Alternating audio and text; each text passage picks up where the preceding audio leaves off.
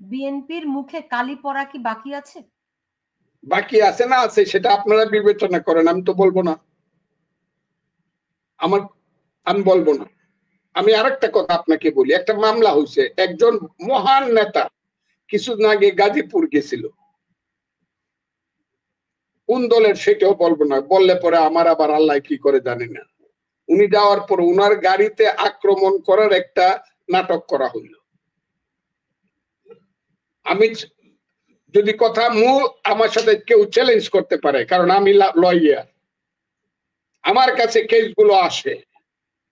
সেই মহান নেতাকে আক্রমণ করার অপরাধে 100 মানুষের নামে এবং 1000 থেকে 1200 মানুষের নামে বেনামে, যে 100 মানুষ আমাকে আক্রমণ করছে, আরো তাদের এরা আরো বেনামে 1000-1200 লোক ছিল, তাহলে সর্বমোট 1300। সবাইকে খবর দেওয়া হইতেছে, কেউ বেল পাইবা না এই সরকার ক্ষমতায় থাকতে, যেহেতু পৃথিবীর সবচেয়ে মহান নেতার গায়ে তোমরা হাত দিছো।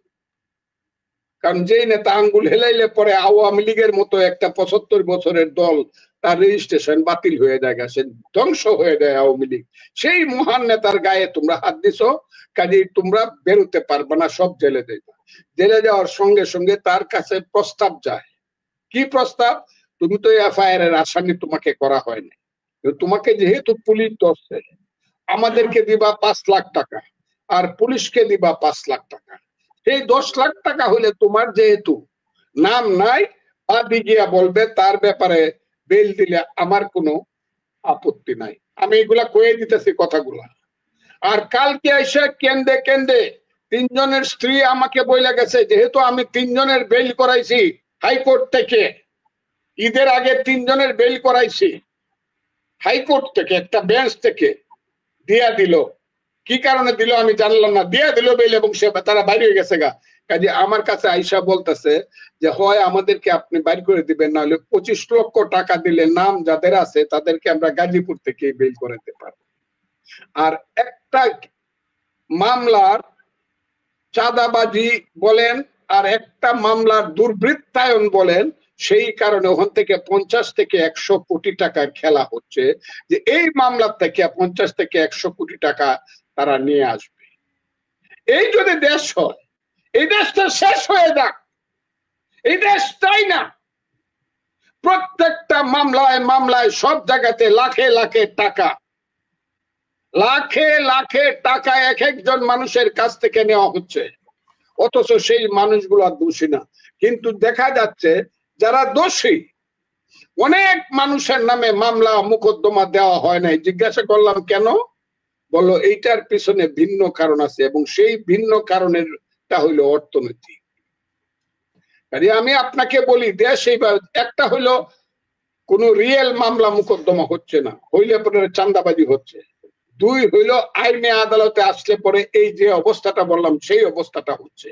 3 হইলো পুলিশ গিয়া কাউকে অ্যারেস্ট করছে না, অথবা অ্যারেস্ট করে সাহস পাচ্ছে না। মব নামদারি কিছু, কোন সময় কি জনতা, তৌহিদি জনতার নামে, অথবা কোন সময় মবের ছাত্র জনতার নামে, অথবা বৈষম্য বিরোধী ছাত্র আন্দোলন নামে, আর কালকে পরশুদিন দেখলাম বিএনপির নামে। এটা আমার দুর্ভাগ্য, তারা গিয়া ধৈর্য দিয়া দেয় মানুষে, জুতার বালি দেয় গালে আর গলায় দেয় জুতার মালা। এই যে কালচারটা শুরু হয়েছে, political culture must be abolish, this type of political culture must be abolished forever from this country, নাহলে দেশে কোনো পলিটিক্স থাকবে না। আজকে যারা জুতার মালা পরাইতেছেন, আমি বললাম কিন্তু আমি আগেও বলছিলাম, তাদেরও কিন্তু গলা আছে, জুতাও কিন্তু বাংলাদেশে আছে। জুতা কিন্তু সিরা জুতা কিন্তু চলে যাবে না বাংলাদেশ থেকে। আর যারা আজকে নেতৃত্ব করতেছেন তারা গলাগুলো কিন্তু যাবে না। তো আমাদের আমি তাদেরকে বলি, যারা আমার একজনের বাড়িতে আগুন দিচ্ছেন, বিরোধী দল বলে তার বাড়িটা ঘুরাই দিচ্ছেন, তার বাচ্চারা এখন বস্তিতে থাকে, আপনারা কিন্তু একটা বাড়ি আছে, আপনারা কিন্তু একটা ব্যবসা প্রতিষ্ঠান আছে। দিস টাইম মে কাম, যখন আমার কথাটা আপনাদের মনে হইতে পারে যে ফজলুর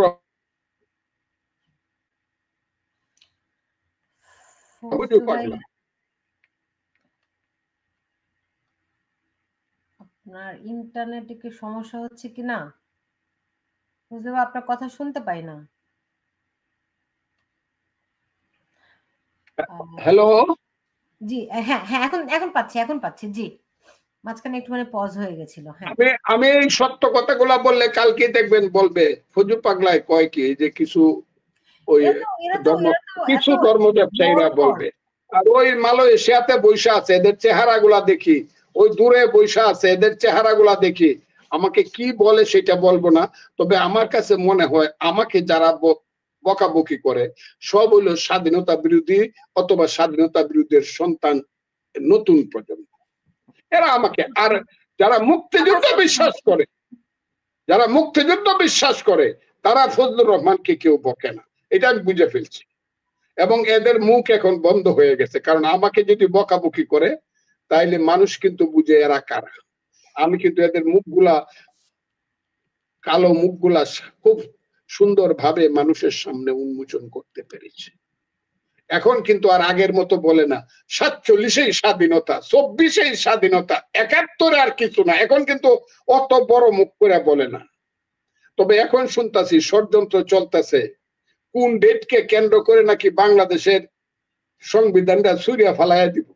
এখন শুনতাছি, প্রতিদিন পত্রিকায় আসে, আমি ইউটিউবে দেখি, বিভিন্ন জায়গা থেকে, আপনাদের যেখানে বসে আছেন আমেরিকা, কানাডা, অস্ট্রেলিয়া, ইংল্যান্ড থেকে আমার কাছে আসে যে এই রকমের একটা কি কয়টাকে জুলাই ঘোষণা একটা হবে, যেখানে সংবিধানটা প্রথম ছুঁড়িয়া ফেলে দেওয়া হবে।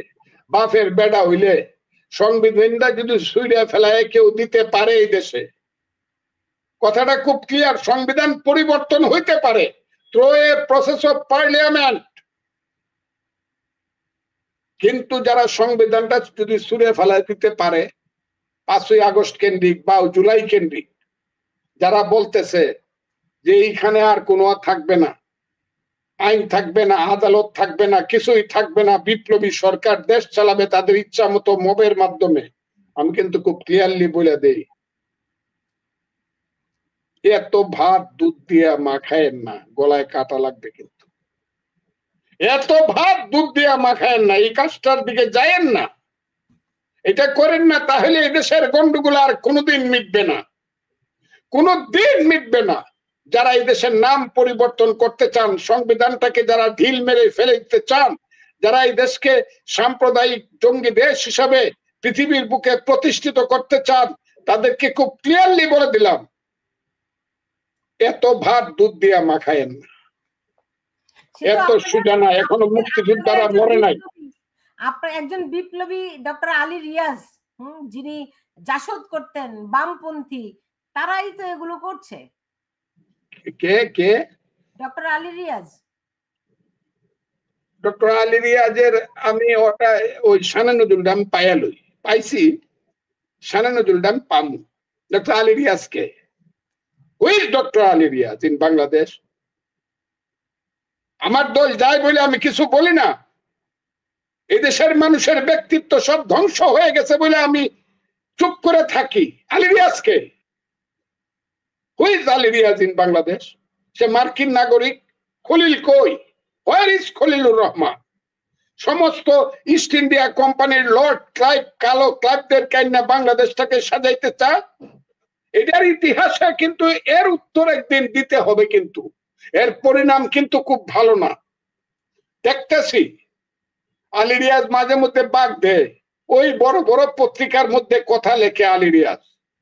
আমার কমিটিতে আমি ছাত্রলীগের প্রেসিডেন্ট ছিলাম, আলী রিয়াজের নেতা মাহমুদুর রহমান মান্না আর আখতারুজ্জামানরা ছিল বাসদ ছাত্রলীগের, জাসদ ছাত্রলীগের প্রেসিডেন্ট।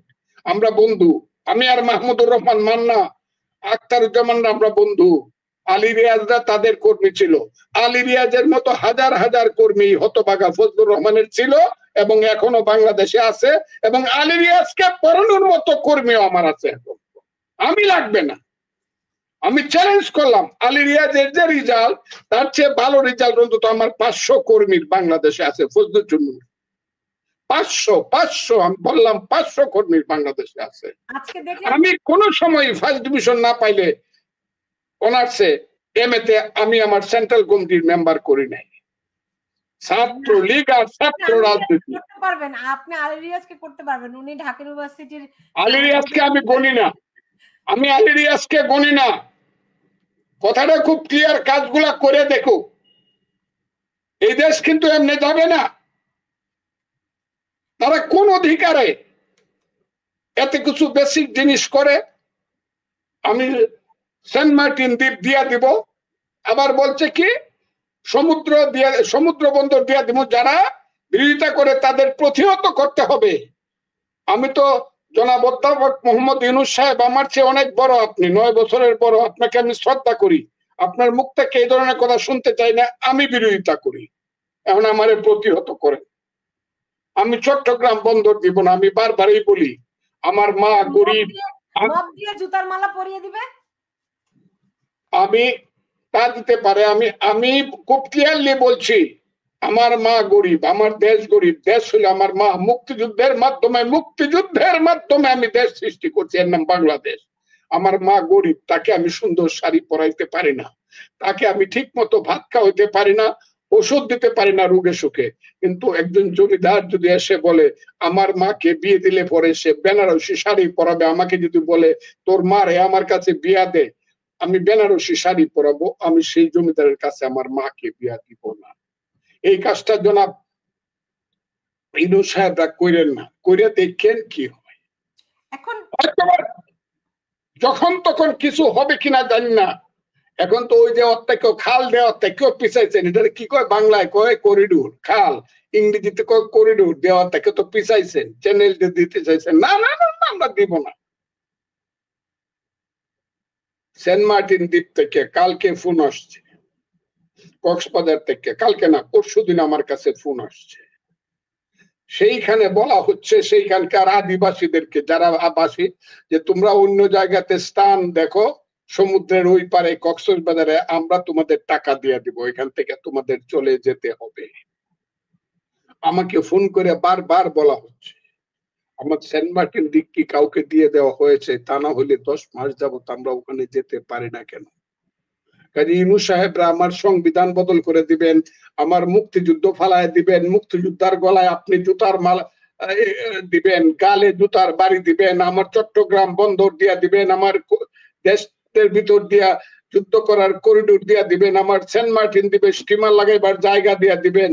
আর আপনি মনে করছেন এটা কি এমনই একটা গরু বাছুরের দেশ, যে দেশটা যুদ্ধ করে আমরা স্বাধীন করছি, সেই দেশের যোদ্ধারা এখনো মরে নাই? আপনি এই দেশটা এত কাকের দেশ বকে খাইলো কেন? এত সোজা মনে করতেছেন কেন?